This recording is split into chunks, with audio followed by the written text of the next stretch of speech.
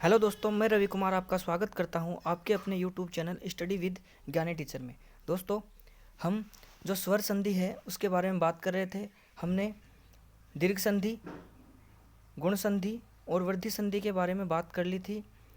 हमने जान लिया था कि किस प्रकार से स्वरों का योग होता है और किस प्रकार से योग होने के कारण कौन कौन सी संधियाँ बनती है। यानी दीर्घ संधि जब बनती है तो किस प्रकार योग होता है, गुण संधि बनती है तो किस प्रकार योग होता है, और जो वृद्धि संधि बनती है तो किस प्रकार स्वरों का योग होता है। और हमने ये भी जान लिया था कि ए और आ जो समस्त 11 स्वर है उनसे किस प्रकार से योग करते हैं। आगे हम बात करेंगे यण संधि की और अयाधि संधि की। और हमने ए और आ के को जान लिया था कि वो किस प्रकार से 11 स्वरों के साथ योग करते हैं। और इसी प्रकार आगे हम जानेंगे ई और ई कैसे अन्य सभी स्वरों के साथ योग करते हैं। ठीक है दोस्तों, यहाँ पे बात करते हैं हम ई और ई की। ई और ई की अगर बात करें तो इनके बाद यदि अन्य असमान स्वर आए, अन्य असमान स्वर का मतलब है ई और ई हो गया, ई और ई के अलावा कोई भी स्वर आए तो यहाँ पे जो ई और ई है वो तो य में बदल जाता है, और जो असमान स्वर होता है उसकी मात्रा य पे लग जाती है। देखिए दोस्तों कैसे होता है ये समझने के लिए हम जानते हैं। देखो, ई और ई है, इसके बाद में यदि ए आ रहा है, ये आने के कारण असमान स्वर आने के कारण जो ई और ई है ये में बदल गया, और ये जो ए है इसकी मात्रा ये पे लगने के कारण ये दोस्तों ये देखो ये बन जाता है। इसी प्रकार आगे हम बात करें कि ई और ई के बाद में मान लीजिए कोई अन्य स्वर की बात करें, हम ई या बड़ी ई हमारे पास है, अगर इसके बाद में कोई भी स्वर मान लीजिए, कोई भी स्वर आए, जैसे ओ आ जाता है, जैसे औ आ जाता है, ओ आने के कारण ई जो ई है ये तो बदल जाएगा य में, और ये जो स्वर है इसकी मात्रा इस पे लगने के कारण ये यो बन जाता है।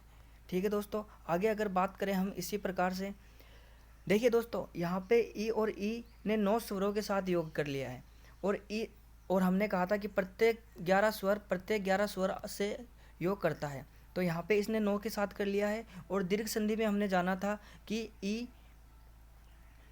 और ई आपस में ई और ई से योग करके बड़ी ई का निर्माण कर रहे थे, तो ई और ई 9 स्वरों से यहाँ जुड़ गए और 2 स्वरों से दीर्घ संधि में जुड़ गए, तो इस प्रकार इन्होंने भी 11 स्वरों के साथ आपस में 11 प्रकार से योग कर लिया। ठीक है दोस्तों, इसी प्रकार हम बात करते हैं आगे ऊ और ऊ की। तो ऊ और ऊ की बात करें तो ऊ और ऊ के बाद में अन्य असमान स्वर आता है। ऊ और ऊ के अलावा अन्य असमान स्वर कितने बचे हैं दोस्तों? 9 बचते हैं। अगर ये ऊ और ऊ के अलावा अन्य असमान स्वर आए तो जो ऊ और ऊ है वो दोस्तों व में बदल जाते हैं, और जो अन्य असमान स्वर है उसकी मात्रा वह पे लग जाती है, जो जैसा कि हमने ऊपर देखा, जैसे यह की मात्रा यह पर मात्रा लग रही थी उसी प्रकार मात्रा लग जाती है। और देखो दोस्तों, यहाँ ऊ और बड़ा ऊ भी जो 9 स्वर है उनसे योग कर लेता है, बाकी बचे दो दो तो आपस में ये जो योग करता है वो दीर्घ संधि में कर लेता है। इस प्रकार दीर्घ संधि में ये कर लेता है, इस प्रकार ये भी 11 प्रकार से योग कर लेता है। ठीक है, आगे हम बात करें री की। हमने बात कर ली दोस्तों, हमने बात कर ली ए आ की बात कर ली, हमने ई की बात कर ली, ओ की बात कर ली। अब बात करते हैं हम री की। बात करें री की तो री के बाद में भी अन्य असमान स्वर कितने बनते हैं बचते हैं री के बाद में 10 असमान स्वर बचते हैं। यानी री के अलावा कोई भी स्वर आए तो री का दोस्तों र बन जाता है, और जो अन्य असमान स्वर आता है उसकी मात्रा लग जाती है। जैसे हम बात करें, जैसे एक उदाहरण लेके हम बात करते हैं, जैसे यहाँ देखना दोस्तों, मातृ प्लस आज्ञा एक हम देख के चलते हैं कि मातृ प्लस आज्ञा लिखते हैं तो यहाँ पे ये जो तय में यहाँ तय है, तय के बाद में यहाँ पे री है, ये जो री है, री के बाद में यहाँ आज्ञा का आ रहा है, तो देखिए री के बाद में असमान स्वर आ रहा है, तो ये जो री है ये र में बदल जाता है, और जो ए की मात्रा आ की मात्रा है वो इसमें जुड़ जाती है। इसके कारण यहाँ पे आगे क्या होता है दोस्तों, आगे हम जानते हैं कि आगे क्या था हमारे पास था तय आधा, ये रे और आ था।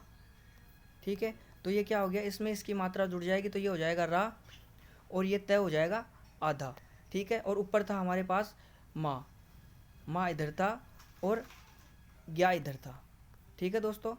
तो ये इस पूरे को हम जोड़ते हैं तो हमारा जो शब्द बनता है वो बन जाता है मात्रा ज्ञा, मात्रा ज्ञा बन जाता है, ठीक है दोस्तों। इस प्रकार से री का योग हो जाता है। अब अगर बात करें हम यहाँ पे कौन सी संधि होती है, तो दोस्तों जो यहाँ पे पहली कंडीशन है, यहाँ पे हमारे जो हमने देखी पहली, दूसरी, तीसरी, इनमें यह, वह और र बन रहा है। र बनने के कारण यहाँ पे जो हमारी जो संधि होती है, इन तीनों को मिला के, इन तीनों को मिलाने से हमारे पास जो संधि बनती है वो बन जाती है दोस्तों, वो बनती है यर्ण संधि, यर्ण संधि बन जाती है। देखिए दोस्तों, ये जो स्टेप हमारी फर्स्ट, सेकंड, थर्ड तीनों मिलके क्या बनाते हैं, यर्ण स्वर संधि बना लेते हैं। और ये दोस्तों बहुत ही इम्पोर्टेंट संधि है। इसी में से लगभग हर बार एग्जाम में क्वेश्चन आता है, और अगर स्वर संधि में से आपकी क्वेश्चन आएगा तो दोस्तों यहीं से आएगा। तो ये बहुत इंपॉर्टेंट संधि है, इसको समझने की कोशिश करें आगे। अब दोस्तों हमने बात कर ली ए, आ, ई, उ और री की बात हमने कर ली। अब आगे जो स्वर बचते हैं उनकी बात करते हैं। आगे अगर हम बात करें तो री के बाद में आता है ए की बात करें। इसी प्रकार से हमारे स्टेप फर्स्ट में बात करें ए के बाद में कोई भी स्वर, यानी जितने भी स्वर हैं, यानी टोटल ए के अलावा जो भी स्वर है, ए खुद भी आ सकता है।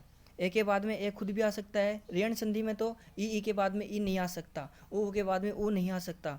लेकिन यहाँ पे क्या होता है कि ए के बाद में ए भी आ सकता है। इस प्रकार से यानी ए के बाद में ए आने के कारण यहाँ टोटल कितने 11 स्वर आ सकते हैं। ए के बाद में 11 स्वर आते हैं तो ये जो ए है वो अय में बदल जाता है, अय में बदल जाता है। और जो कोई भी स्वर जैसे भी आता है उसकी यहाँ पे अय पे मात्रा लग जाती है। ये कैसे बनता है तो हम जानते हैं कैसे बनता है। देखिए ये दोस्तों ए है, इसके बाद मान लीजिए कोई भी स्वर है। ए में अगर बात करें हम तो ए और ई है, ए और ई है, या है दोस्तों, छोटी ई बड़ी ई कोई भी हो सकती है, मान सकते हैं हम। और हमने जाना था कि ए के बाद में अगर ई आती है तो वहाँ पे क्या बनता है दोस्तों, ए बन जाता है। तो इस कारण यहाँ पे क्या होगा कि ए में दोस्तों, यहाँ पे ए में दोस्तों ए और ई है, इनके बाद में कोई भी स्वर आया तो देखिए ये ए तो सीधा का सीधा रह गया, और ये ई है, ये जो ई है, ई के बाद में कोई भी स्वर आया तो ई के बाद में कोई भी अन्य स्वर आने के कारण ये बन गया, ये ई क्या बन गया, ये बन गया, और इसकी मात्रा लग गई। तो इस कारण यहाँ पे ये बनने के कारण जो ए पहले से था वो ए और ये अय बन गया। तो इस प्रकार से दोस्तों ए के बाद में कोई भी स्वर आए, यानी 11 स्वर में से कोई भी स्वर आए तो ए का तो बन जाता है अय, और जो अन्य स्वर आता है उसके बाद में तो उसकी लग जाती है मात्रा। ठीक है दोस्तों, जैसे हम जाने तो जैसे मान लीजिए ए है, ठीक है। ए के बाद में अगर बात करें हम कोई भी मात्रा की तो यहाँ पे मान लीजिए हम आ गया तो इसका क्या बन जाएगा, अय बन गया, और ये जो आ है इसकी मात्रा लग जाएगी तो यहाँ बन जाएगा अया। इस तरीके से ये बन जाएंगे। इसी प्रकार आगे हम बात करें दोस्तों, ए की बात कर ली कि ए के बाद में 11, ए ने अपने साथ 11 स्वरों के साथ योग कर लिया। इसी प्रकार हम बात करते हैं अय की अगर हम बात करें तो अय के बाद में भी दोस्तों कोई स्वर आता है, उसी प्रकार से 11 स्वर आएंगे जैसे ए के बाद में आए थे। तो उसी प्रकार आने के कारण यहाँ पे ए का क्या बन जाता है दोस्तों, आय बन जाता है, आय बन जाता है, और जो अन्य स्वर आता है उसकी मात्रा लग जाती है। आगे अगर बात करें हम ओ के बाद में ओ की, तो ओ के बाद में ठीक उसी प्रकार से 11 स्वर, कोई भी 11 स्वर आ जाए तो ओ का बन जाता है दोस्तों अव, और जो अन्य स्वर है उसकी मात्रा लग जाती है। ये कैसे बनता है तो आगे हम देखते हैं कैसे बनता है। तो देखने के लिए देखिए दोस्तों, ये जो ओ है, ओ के बाद में कोई भी स्वर आता है, ओ कैसे बनता है, ए और ऊ से मिलके बनता है, जो हमने गुण संधि में बात कर ली थी। ये बनने के कारण ये यहाँ पे रह गया ए, और जो ऊ था इसके बाद में अन्य असमान स्वर आने के कारण जो ऊ था वो व में कन्वर्ट हो गया, और जो उस आगे जो था होने के कारण ये व में कन्वर्ट हो गया, और ये जो अब ए और व मिलके औ बना लेते हैं। ठीक है दोस्तों, इसी प्रकार से आगे हम बात करें औ के बाद में कोई भी स्वर की तो ये बना लेता है आव। आव बना लेता है और अन्य स्वर की मात्रा लग जाती है। तो दोस्तों यहाँ पे हमने देखा कि पहले बना हमारा अ, दूसरा बना हमारा आय, तीसरा बना हमारा अव और चौथा बना आव। ये बनने के कारण यहाँ पे जो संधि होती है वो अयादी संधि हो जाती है, यानी हमारी जो स्टेप फर्स्ट थी ये रही दोस्तों स्टेप फर्स्ट। यहाँ पे दोस्तों क्या बन रहा है, देखो अय बन रहा है। अगर बात करें स्टेप सेकंड की तो यहाँ बन रहा है आय। आगे बात करें स्टेप थर्ड की, यहाँ बन रहा है अव। आगे बात करें स्टेप फोर्थ की तो यहाँ बन रहा है आव। ये जो चारों कंडीशन होती है या चारों स्टेप होती हैं ये मिलके ये जहाँ मिलती है वहाँ पे अयाधी संधि हो जाती है दोस्तों। क्या हो जाती है, अयाधी संधि हो जाती है। इस प्रकार से दोस्तों हमने पांचों संधियों की बात कर ली है।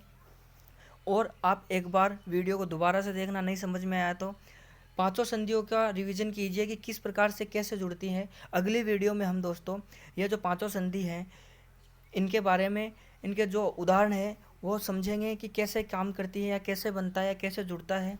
और अगले वीडियो में दोस्तों आपको सिर्फ 5 लाइनें बताऊंगा, जिसके कारण ये आपको ये जो संधियाँ हैं याद हो जाएंगी, आप ज़िंदगी भर नहीं भूलेंगे। ये मेरा आपसे वादा है। मिलते हैं दोस्तों अगले वीडियो में, तब तक के लिए धन्यवाद। जय हिंद, जय भारत।